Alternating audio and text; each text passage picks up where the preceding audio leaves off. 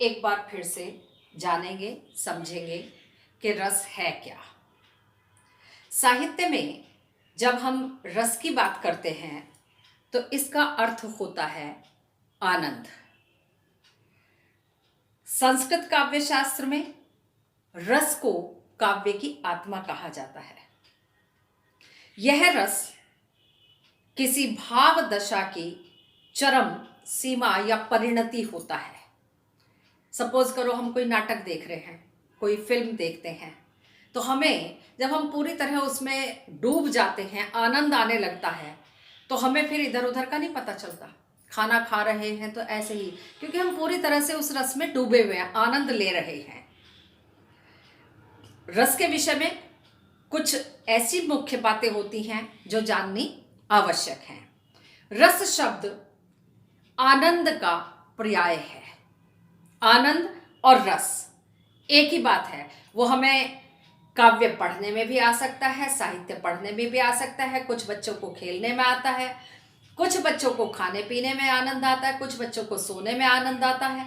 बच्चों नहीं, सभी की बात है इसमें। हम सभी को अपनी अपनी रुचि के अनुसार जो जिस कार्य में हमारी रुचि होती है उसी कार्य में हमें आनंद आता है। और एक विशेष बात है कि कोई भी कार्य जब हम अपनी रुचि के अनुसार पूरा आनंद लेते हुए करते हैं तो उस कार्य में हमें कभी असफलता नहीं मिलती। ये जीवन का मंत्र भी है। वो चाहे कोई घरेलू काम हो, चाहे हमारी पढ़ाई का काम हो, या अन्य कोई भी काम, जब हम पूरी तन्मयता के साथ, लगन के साथ, आनंद के साथ कार्य को करते हैं तो उस कार्य में कभी असफलता की गुंजाइश होती ही नहीं। काव्य को पढ़ने से, नाटक पिक्चरों को देखने से हमारे मन में जो भाव जागृत होते हैं, वो भाव ऐसा नहीं है कि एक लिमिट तक ही सीमित हो जाते हैं। वह रस,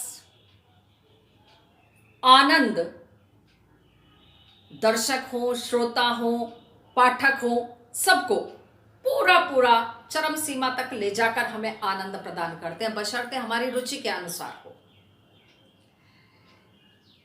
काव्य नाटक में जगने वाले भाव सुखात्मक भी हो सकते हैं, दुखात्मक। कभी कई बार ऐसा होता है कि मान लीजिए मेरे मित्र से झगड़ा हो गया, मेरा मन बड़ा परेशान है, और इसी तरह का हमने कोई नाटक या पिक्चर देख लिया, या हमारे जीवन में जो घटनाएं घट रही हैं उसी से मिलता जुलता हम कोई नाटक, मूवी या कुछ भी देखते हैं, तो हमें ऐसा लगता है, हम इतना डूब जाते हैं कि ये मेरी ही जीवन कहानी चल रही है। बड़ा आनंद आने लगता है, बहुत रस आता है। तो वो हमारे जो भाव हैं उनकी हम अनुभव भी कर सकते हैं। उनको भाव हमारे मन में हमेशा से होते हैं, बस परिस्थिति देखने पर वो उभर कर सामने आ जाते हैं। एक एग्जाम्पल देती हूँ। हम कोई हंसने वाला दृश्य देखते हैं, किसी जोकर को देखते हैं, या अन्य कोई लाफ्टर शो देखते हैं, तो वो हास्य भाव हमारे मन में पहले से है, परंतु बाहरी परिस्थिति हमें ऐसी मिली कि हम हंसने पर मजबूर हो गए और हम हंसने लगे खिलखिलाकर। या कई बार कोई दुख की परिस्थिति आ जाती है तो वो भाव तो पहले से व्याप्त है हमारे मन में, पर परिस्थितिवश वो भाव निकलकर बाहर आ गया और हम दुखी हो गए या रोने लगे। इसके बाद आता है रस के अवयव।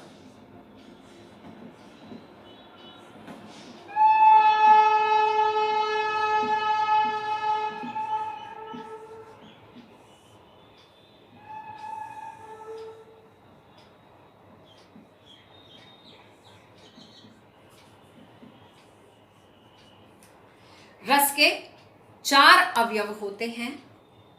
पहला है स्थायी भाव,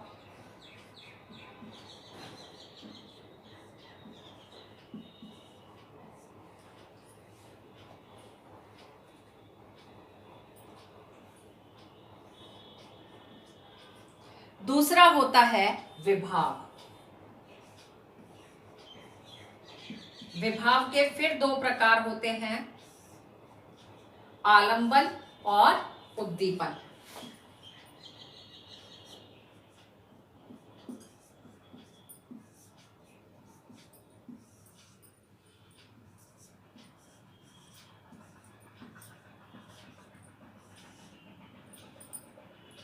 तीसरा होता है अनुभाव,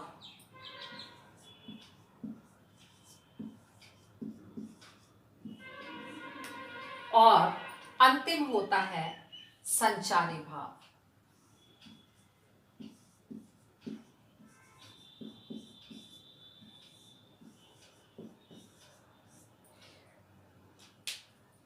पहला है स्थायी भाव।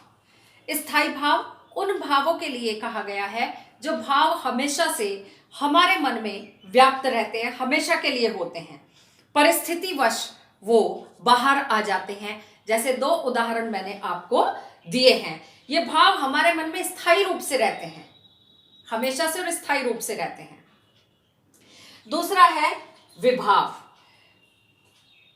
जिस वस्तु व्यक्ति के कारण हमारे स्थायी भाव जागृत होकर बाहर निकलते हैं उनको विभाव कहते हैं। फिर इसके दो उपभेद होते हैं। पहला है आलंबन। वह व्यक्ति, वस्तु, घटना जो स्थायी भाव को जागृत करने वाली है उसे आलंबन भाव कहते हैं। और दूसरा है उद्दीपन। उद्दीपन से तात्पर्य होता है जो भाव को और अधिक उद्दीप्त करने में, जागृत करने में तीव्रता लाने का कार्य करती है, या उन भावनाओं को, चेष्टाओं को और अधिक जागृत करती है, जागृत करने का कार्य करती है, उसे उद्दीपन विभाव कहते हैं। तीसरा आता है अनुभाव। अनुभाव शब्द के दो अर्थ मानते हैं। पहला अर्थ है स्थायी भाव के जागृत होने के बाद जो शारीरिक और मानसिक हमारी चेष्टाएं होती हैं, जिनके कारण से छोटे छोटे भाव हमारे मन में जागृत होते हैं, वे अनुभाव कहलाते हैं। दूसरा इसका अर्थ है हमारे जेस्चर्स, हमारी भाव भंगिमाएं। वो भाव जागृत होने के कारण जो हमारे चेहरे पर भाव आए, हमारे शरीर में उन भावों का दिखाई देना, ये भी अनुभाव के अंतर्गत ही आता है। और अंतिम है संचारी भाव। इसको व्यभिचारी भाव भी कहा जाता है। कोई भी भाव, अच्छा बुरा, सकारात्मक नकारात्मक, जब हमारे मन में जागृत होता है तो वो अकेला नहीं होता है।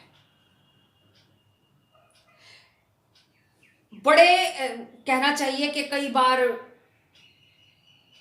सुख दुख, या दुखी हुए तो साथ में रोना भी आ गया, या छोटी छोटी, आप एक बात देखिए कि समुद्र में एक लहर आती है, पूरे को तरंगित कर जाती है।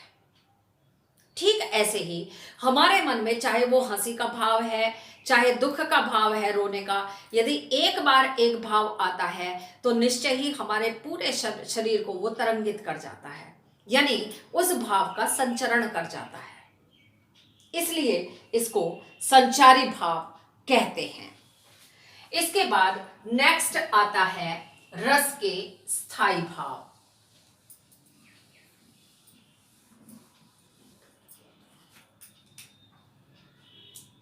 रस और स्थायी भाव।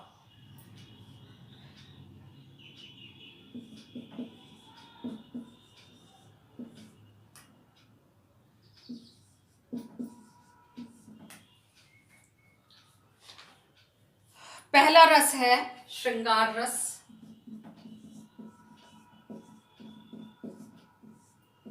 इसका स्थायी भाव है रति। दूसरे नंबर पर हम ले लेते हैं हास्य, और इसका स्थायी भाव है हास।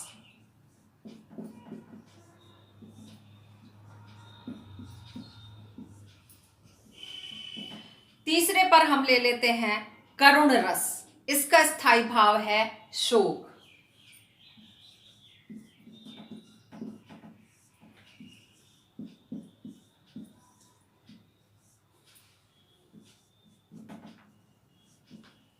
चौथे नंबर पर लेते हैं रौद्र, और रौद्र का स्थायी भाव है क्रोध।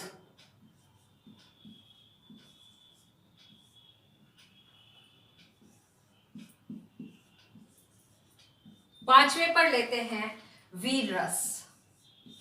इसका स्थायी भाव है उत्साह। कई बार परीक्षा में केवल स्थायी भाव ही पूछने के लिए आ जाता है। फिर से हम यहां लिख लेते हैं रस और स्थायी भाव।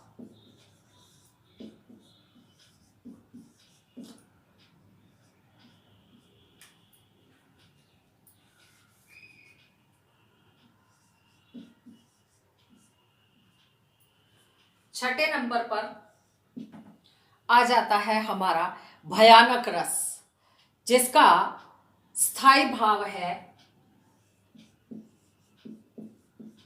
भय। सातवें नंबर पर आ जाता है विभत्स। इसका जुगुप्सा या घृणा। जुगुप्सा अक्सर याद नहीं रहता तो इसलिए घृणा भी करवा देती हूं मैं। आठवें नंबर पर आ जाता है आपका अद्भुत रस।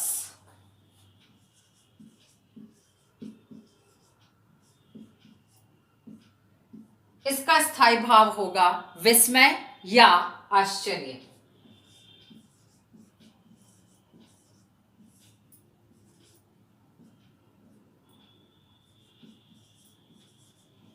अंतिम है शांत रस। इसका स्थायी भाव है निर्वेद। दो तीन मुख्य बातें हैं। श्रृंगार रस के दो भेद होते हैं। पहला है संयोग श्रृंगार और दूसरा है वियोग या विप्रलंभ श्रृंगार। अब बहुत शॉर्ट में मैं आपको स्पष्ट कर देती हूं कि श्रृंगार रस का स्थायी भाव रति होता है और इसमें नायक और नायिका का प्रेम होता है। इसी के साथ साथ मैं आपको स्पष्ट कर देना चाहती हूं, यदि यही प्रेम माता का पुत्र के प्रति है तो वहां वात्सल्य रस होगा, और यदि वही प्रेम ईश्वर के प्रति प्रकट किया गया है तो वहां भक्ति रस होगा। 9 मैंने लिखवाए हैं, 2 की मैंने व्याख्या आपको कर दी है। श्रृंगार रस के दो भेद है। संयोग श्रृंगार यानी जब नायक और नायिका का मिलन प्रदर्शित किया जाता है, प्रकट किया जाता है, वहां संयोग श्रृंगार होता है, और जहां दोनों के बिछड़ने का वर्णन किया जाता है वहां वियोग श्रृंगार रस होता है। दूसरा आता है हास्य रस। हास्य रस में जब किसी नाटक या किसी दृश्य को देखकर हास्य की स्थिति उत्पन्न होती है काव्य को पढ़कर, तो वहां हास्य रस होता है। इसका एग्जाम्पल मैं आपको दे देती हूं।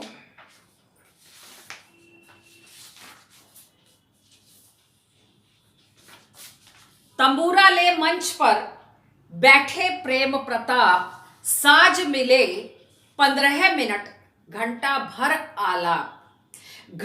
भर आलाप राग में मारा गोता, धीरे धीरे खिसक चुके थे सारे श्रोता।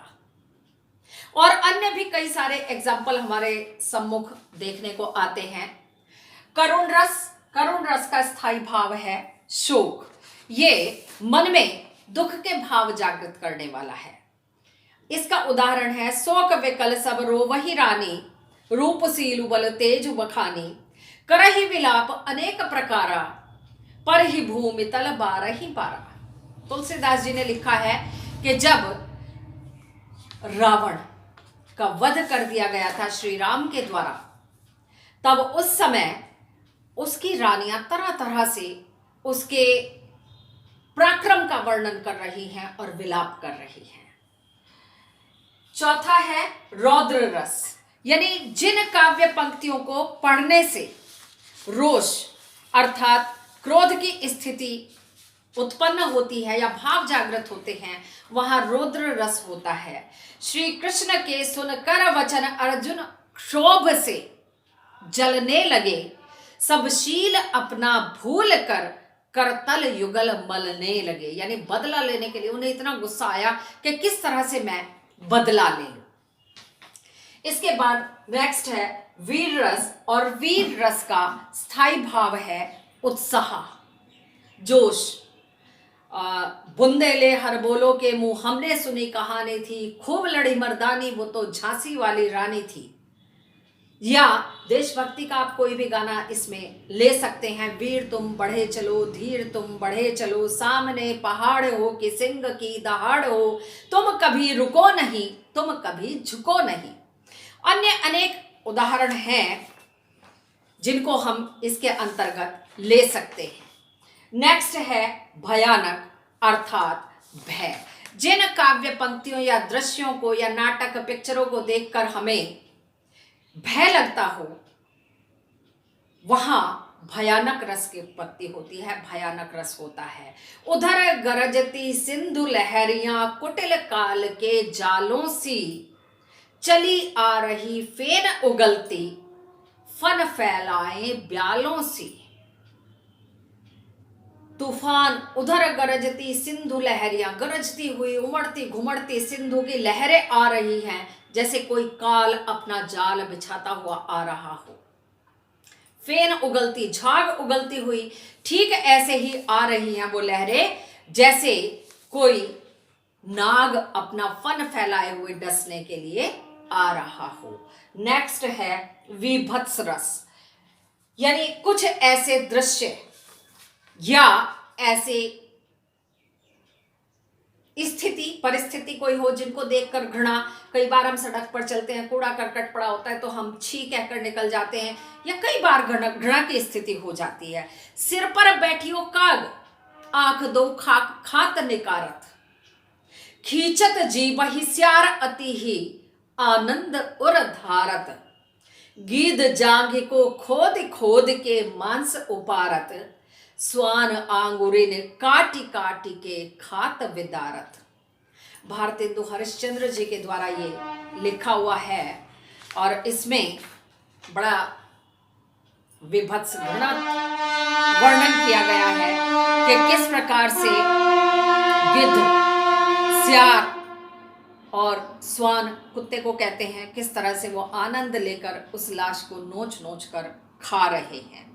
इसके बाद आता है अद्भुत रस, आश्चर्य, अनोखा, यानी जिन दृश्यों से, जिस काव्य पंक्तियों को पढ़ने से, जिन मूवीज को देखने से, नाटक को देखने से आश्चर्य की अनुभूति होती है, वहां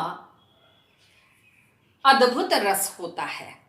अखिल भुवन चर अचर सब, हरिमुख में लखी मातु।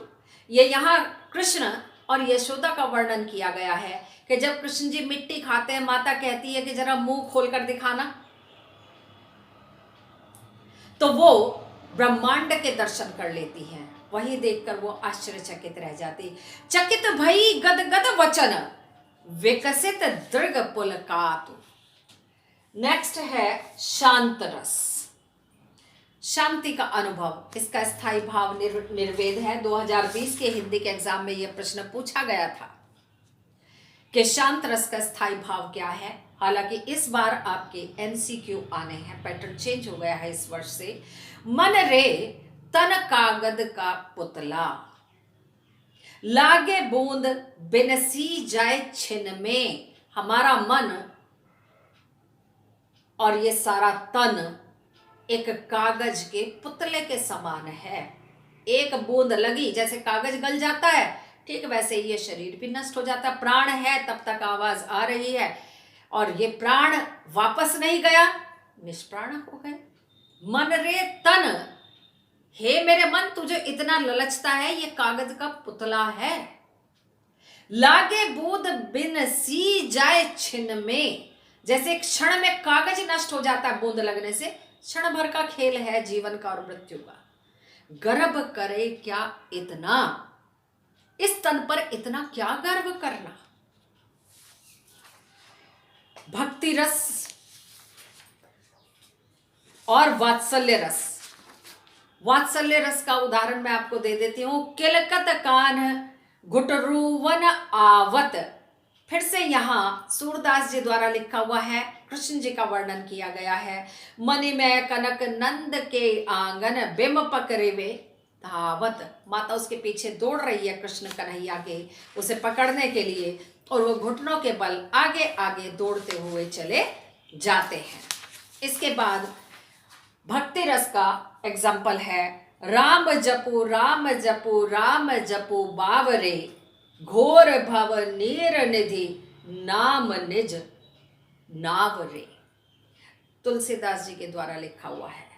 वो क्योंकि राम भक्त थे, बहुत बड़े राम भक्त थे, और अपने जीवन के हर दुख से निजात पाने के लिए वो केवल एक ही औषधि बताते थे, श्री राम का नाम। और उनके अनुसार हर दुख का निवारण करने वाले, इस जगत में सबका कल्याण करने वाले केवल और केवल प्रभु श्री राम हैं। इसके बाद मैं आपको वर्कशीट भेजूंगी, आप उसको कंप्लीट करिएगा, पूरा कर लीजिएगा। इसके आधार पर पीपीटी के द्वारा पहले मैंने आपको भेज दिया था। धन्यवाद।